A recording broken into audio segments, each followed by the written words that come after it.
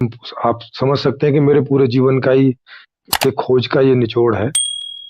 तो मैंने पहले इसको अंदर से समझा कि ये है क्या चीज, आत्मा क्या है, मैं क्या हूँ, मैं क्यों हूँ, मेरे जीवन का क्या उद्देश्य है, हम सबके जीवन का क्या उद्देश्य है। और फिर उसको बाहर से भी जाना, माने औरों से, कम से कम सैकड़ों साधुओं से बातें की हैं मैंने, इस बारे में डिस्कशन किया है। और कुछ भी नहीं है तो कुछ हजार लोगों से इस सारी चीजों में मैं अब तक चर्चा कर चुका हूँ।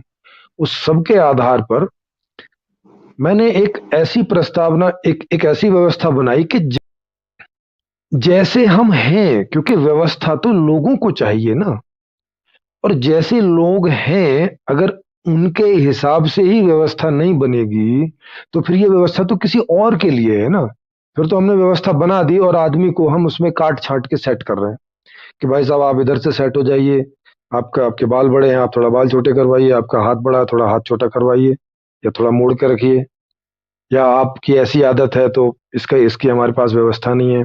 अच्छा आप गरीब हैं तो आपको अच्छा इलाज नहीं मिलेगा, आपको अच्छा स्कूल नहीं मिलेगा, आपको ये नहीं मिलेगा, आपको इस तरह की व्यवस्था बना रखी है कि जैसे तैसे एक व्यवस्था बनाई और अब आदमियों के ऊपर छोड़ दिया, भाई अब आप अपने आप को इसमें सेट करो, गरीब हो तो गरीब ढंग से सेट करो, अमीर हो तो अमीर ढंग से सेट करो, किसी के साथ दुश्मनी है तो अपना सेट करो, नहीं है तो अपना सेट, ऐसे करके छोड़ दिया।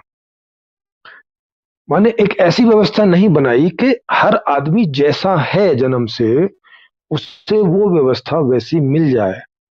क्यों नहीं बनाई उन्होंने? क्योंकि वो उसको जन्म से ही अच्छा या बुरा समझ रहे हैं कि बाई बर्थ ही लोग कुछ अच्छे और कुछ बुरे, या एक ही आदमी कुछ अच्छा कुछ बुरा ऐसे होता है, ऐसा नेचुरल है, ऐसा सोच के समझ के। लेकिन जब मैंने खोज की इस कॉन्शियस के बारे में, इस आदमी के बारे में, या इस चेतना के बारे में, या इस आत्मा के बारे में, तो मैंने पाया कि मूल से ये बुरी नहीं होती, इसमें कोई दुर्गुण नहीं होता है।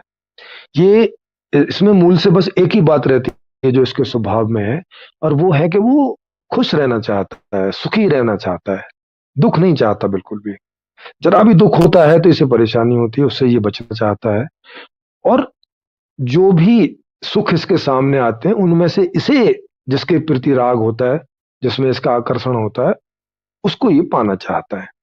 बस इसकी कुल जमा जो जीवन है वो इतने से में मूल में सिकड़ा हुआ है कि वो सुखी होना चाहता है और दुखी होना नहीं चाहता, दुख वाली चीजों को दूर करके रखना चाहता है, ऐसी व्यवस्था करके रखना चाहता है कि ये दुख वाली चीजें उसके जीवन में ना आए। इसीलिए रोज घर में झाड़ू लगाता है ताकि ये धूल ना रहे, नाक में ना घुसे, मुंह में ना घुसे, कपड़े ना खराब हो जाएं, कहाँ बैठे। इसलिए रोज झाड़ू लगाता है, इसलिए खिड़की इत्यादि लगाता है कि बाहर से धूल ना घुसे, है ना। ठंड में बाहर से ठंड ना घुसे, गर्मी में एसी लगाता है ताकि गर्म ना हो जाए और प्रॉब्लम ना खड़ी हो। तो दुखों को दूर करता है और कंफर्टनेस की तरफ, सुख की तरफ वो गति करता है। यही वो पूरे जीवन करता है, चाहे वो अच्छे ढंग से करता हो जिसे हम बोलते हैं कि लीगली, और या बुरे ढंग से करता हो जिसे हम बोलते हैं इलीगली, मतलब कानूनन या कानून के परे होके, आपराधिक रूप से। तो ये हमें दिखाई दिया।